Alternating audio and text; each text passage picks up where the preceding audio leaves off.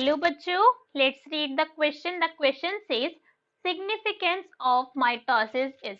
Mitosis जो क्या है, एक सेल डिवीजन की प्रोसेस है, उसका क्या सिग्निफिकेंस होता है, क्वेश्चन में हमसे ये पूछा गया है. So now let's start the question. सबसे पहले हम क्वेश्चन को सॉल्व करने का की कॉन्सेप्ट देखेंगे. की कॉन्सेप्ट, तो की कॉन्सेप्ट क्या है हमारे क्वेश्चन को सॉल्व करने का, कि हमें माइटोसिस के बारे में पता होना चाहिए, राइट. कि हमें पता होना चाहिए माइटोसिस किस टाइप का सेल डिवीजन है. इतना तो हमें पता है क्या है, ये सेल डिवीजन है, राइट. इतनी तो नॉलेज है कि इससे क्या हो रहा है कि सेल डिवाइड कर रहा है, अपना नंबर इंक्रीज कर रहा है. तो अगर हम माइटोसिस की बात करें तो माइटोसिस क्या है, एक इक्वेशनल डिवीजन है मेथड का. क्या है, इक्वेशनल डिवीजन. अब अगर हमने ये पॉइंट बोला कि इक्वेशनल डिवीजन है, तो इस पॉइंट का मतलब क्या हो गया कि यहाँ पे जो सेल डिवाइड होगा उसमें नंबर ऑफ क्रोमोसोम सेम रहेंगे, राइट. डिवीजन के बाद और डिवीजन से पहले नंबर ऑफ क्रोमोसोम सेम रहेंगे, तो same number of chromosomes will be maintained. Division से पहले अगर क्रोमोसोम सेल के अंदर 46 थे, तो डिवीजन के बाद भी नंबर ऑफ क्रोमोसोम सेल के अंदर 46 ही होंगे, हाफ नहीं हो जाएंगे जैसे मियोसिस प्रोसेस के अंदर होता है, राइट.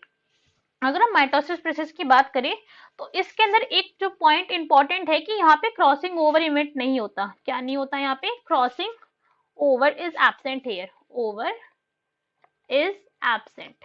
क्रॉसिंग ओवर एब्सेंट होने का क्या मतलब हो गया कि ये जो हमारी प्रोसेस है सेल डिवीजन की, अब इसके अंदर क्या होगा, रिकॉम्बिनेंट फॉर्मेशन नहीं होगा, बिकॉज रिकॉम्बिनेंट तभी फॉर्म होंगे जब क्रॉसिंग ओवर होगा. रिकॉम्बिनेशन यहाँ पे नहीं होगी, राइट. यहाँ पे रिकॉम्बिनेशन प्रोसेस नहीं हो रही. अब अगर हम इस पॉइंट को कह रहे कि क्रॉसिंग ओवर नहीं होगा, रिकॉम्बिनेशन नहीं हो रही है, तो जो सेल इस प्रोसेस के थ्रू डिवाइड होंगे वो आपस में कैसे होंगे, आइडेंटिकल सेल होंगे. आइडेंटिकल होंगे, बिल्कुल एक जैसे सेल्स होंगे, आइडेंटिकल सेल्स. या फिर हम क्या कह सकते हैं उन्हें कि एकदम सिमिलर सेल है नेचर के अंदर. इसका अनदर वर्ड यूज कर सकते हैं कि सिमिलर है वो जेनेटिकली. जैसे पेरेंट थे वैसे ही डॉटर सेल भी आई है, उनके अंदर कोई भी चेंज नहीं आया. तो इस टाइप के सेल जो माइटोसिस डिवीजन से डिवाइड होंगे वो कौन से होंगे, that will be somatic cells. Somatic cells इस तरीके से डिवाइड होंगे बिकॉज जर्म सेल्स के अंदर क्या होता है, जर्म सेल्स के अंदर मियोसिस होती है. सोमैटिक सेल्स डिवाइड करते हैं माइटोसिस प्रोसेस के थ्रू, जब उनके नंबर ऑफ क्रोमोसोम सेम रहेंगे और उनके अंदर कोई भी डिफरेंस नहीं आएगा. अब अगर हम माइटोसिस प्रोसेस की बात करें तो यहाँ पे क्या होता है, 4 स्टेजेस प्रेजेंट होती है. 1 2 3 4. हमसे एक ओवरव्यू लेंगे चारों स्टेजेस का, कैसे कैसे होती है. तो फर्स्ट फेज होती है यहाँ पे प्रोफेज. प्रोफेज है. प्रोफेज के बाद आता है यहाँ पे metaphase. Metaphase. Then anaphase. Anaphase. And then telophase, right. ये 4 फेजेस होते हैं माइटोसिस की. तो सबसे पहले अगर हम प्रोफेज की बात करें तो यहाँ पे क्या होता है कि जो न्यूक्लियर मेम्ब्रेन है उसने स्टार्ट कर दिया डिसअपियरेंस. क्या हो, हम देख रहे हैं कि धीरे धीरे धीरे धीरे छोटी छोटी ब्रेक हो रही है. ये कंप्लीट सॉलिड ऐसे नहीं प्रेजेंट है ये न्यूक्लियर मेम्ब्रेन, कैसे सॉलिडिफाइड नहीं है, ब्रेक होना इसने स्टार्ट कर दिया, डिसॉल्व होना इसने स्टार्ट कर दिया. अब यहाँ पे जो क्रोमैटिन प्रेजेंट है, जो क्या है, जो अगर हम बात करें, अगर हम इस सेल की बात करें जो इंटरफेस के अंदर है, कहाँ पर है, जो सेल इंटरफेस के अंदर है जिसके अंदर क्रोमैटिन प्रेजेंट है, ये क्रोमैटिन प्रेजेंट है इसके अंदर. तो यहाँ पे क्या होता है, जो सेल होती है, जो क्रोमैटिन होती है, उसने कंडेंसेशन स्टार्ट कर दी. कंडेंसेशन उन्होंने स्टार्ट कर दिया और पेयरिंग हो जाती है यहाँ पे होमोलोगस क्रोमोसोम्स की, राइट. छोटे वाला क्रोमोसोम छोटे वाले के साथ, बड़े वाला क्रोमोसोम बड़े वाले के साथ. तो यहाँ पे क्या हो गया, कंडेंसेशन हो गया, कंडेंसेशन ऑफ क्रोमैटिन. कंडेंस हो गया क्रोमैटिन और फॉर्म हो गया यहाँ पे क्रोमोसोम.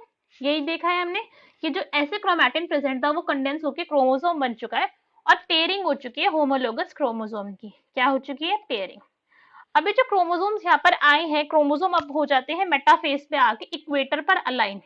क्या हो जाएंगे, इक्वेटर पे आके अलाइन हो जाएंगे, बिल्कुल अच्छे बच्चे जैसे सारे के सारे अलाइन हो जाएंगे. ये आ गए ब्लू वाले क्रोमोसोम आ गए इक्वेटर पर, और ऐसे ही आ गए पिंक वाले, ये क्या हो गए, इक्वेटर पर आकर अलाइन हो गए, करेक्ट. उसके बाद सेल एंटर करती है एनाफेज के अंदर. एनाफेज में क्या होता है कि जो सेल है यहाँ पे सबसे पहले स्टार्ट हो जाती है स्पिंडल फॉर्मेशन. क्या स्टार्ट हो जाती है, स्पिंडल फॉर्म होना स्टार्ट हो जाती है. ये स्पिंडल फॉर्मेशन स्टार्ट हो गई. यहाँ पे सेंट्रियोल प्रेजेंट है इनका, दिस इज स्पिंडल. क्या है, स्पिंडल फाइबर है जिसके थ्रू सेल डिवाइड, जब सिस्टर क्रोमैटिड सेपरेट होगी इसमें ये हेल्प करेगा. अब जो यहाँ पे स्पिंडल फॉर्मेशन है कैसे होगी कि जो ब्लू वाले क्रोमोसोम है वो ब्लू वाले की तरफ मूव करना स्टार्ट कर देंगे, जो रेड वाले, ब्लू पिंक वाले क्रोमोसोम है वो अपने रिस्पेक्टिव पोल की तरफ मूव करना स्टार्ट कर देंगे। इन्होंने कर दिया मूव करना स्टार्ट, ये पिंक वाले इधर स्टार्ट हो गए, ब्लू वाले इधर स्टार्ट हो गए। अब टीलोफेज के अंदर आके क्या होगा, जो न्यूक्लियर मेम्ब्रेन डिसअपियर हुई थी वो फिर से आ जाएगी, फिर से आ गई न्यूक्लियर मेम्ब्रेन, ठीक है, दिख रही है हमें क्लियरली। और जो क्रोमैटिन कंडेंस हुआ था अभी तक, अब वो फिर से क्रोमैटिन कैसा हो गया, क्रोमोसोम कंडेंसर फिर से क्रोमैटिन बन गए आगे। और इन सेल के पास क्या होगा, अपने सेंट्रियोल होंगे, सारे के सारे अपने स्पिंडल फॉर्मेशन, अब स्पिंडल फाइबर्स अब भी होंगे। इसके बाद सेल जाएगी साइटोकाइनेसिस के अंदर, साइटोकाइनेसिस होगा सेल का, और सेल कर जाएगी इसके बाद divide, correct. So from this what we can say, हमने पूरे के पूरे प्रोसेस समझ लिया। अब ये करके सभी स्टेजेस के पॉइंट्स देखेंगे कि कौन सा करेक्ट और कौन सा इनकरेक्ट। फर्स्ट में क्या गिवन है, producing identical cells genetically similar to mother cell. तो ये पॉइंट तो बिल्कुल ठीक है, ये किसकी इंपॉर्टेंस है कि अगर हम चाहे हम इसको हम इंपॉर्टेंस के तरीके से कैसे यूज कर सकते हैं, बस पॉइंट को समझे। फॉर एग्जाम्पल अगर हम कह दें कि कोई फार्मर है जिसके पास प्रेजेंट है क्या, एक बनाना प्रेजेंट है, ठीक है, क्या प्रेजेंट है उसके पास, बनाना प्रेजेंट है, या फिर कोई और भी फ्रूट प्रेजेंट हो सकता है, किसी भी टाइप का फ्रूट उसके ऊपर प्रेजेंट है। अभी जो फ्रूट है उसके पास बहुत अच्छा फ्रूट है, बहुत ज्यादा पल्पी फ्रूट है, बहुत हेल्थी फ्रूट है, कोई डिजीज नहीं है। तो फार्मर क्या चाहता है कि ये फ्रूट उसका लाइफ लॉन्ग चले। लाइफ लॉन्ग चलने का मतलब ये नहीं कि ये कंटिन्यू होता रहे, कि इस फ्रूट की जो प्रोजेनी आए, जो इस फ्रूट के थ्रू जो न्यू फ्रूट का ग्रोथ हो, वो इस वाले फ्रूट के अंदर और इस वाले फ्रूट के अंदर कोई भी डिफरेंस ना है। तो अगर ये फ्रूट कैसे डिवाइड कर गया, मियोसिस के थ्रू कैसे डिवाइड हो गया, अगर ये मियोसिस के थ्रू डिवाइड हो गया तो कुछ ना कुछ यहाँ पे करेक्टर के अंदर चेंज आ जाएगा, मगर फार्मर ऐसा नहीं चाहता। तो अगर फार्मर चाहता है कि सिमिलर आ जाए बिल्कुल, तो यहाँ पे क्या होनी चाहिए, माइटोसिस प्रोसेस अगर ऐसे यहाँ पे हो जाए, क्या हो, माइटोसिस प्रोसेस हो, बिल्कुल सेम बन जाएगा, फिर तो प्रेजेंट पेरेंट और प्रोजेनी के अंदर फिर तो डिफरेंस होगा नहीं।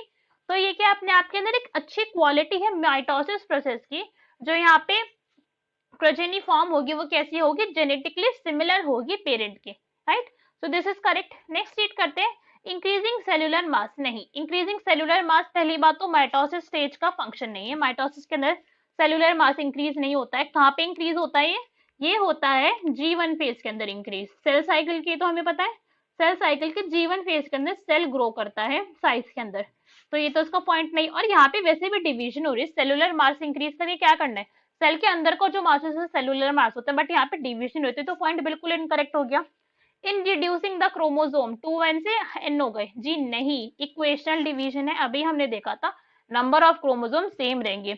Swift division, no swift division का टाइम टेकिंग है भाई, आराम से पूरा प्रोसेस हो रही है, 4 स्टेप्स है इसके, इतनी फास्ट तो प्रोसेस है नहीं है। तो our correct answer will be A, producing identical cell genetically similar to mother cell is our correct answer. Hope you understood it well. Best of luck. Thank you.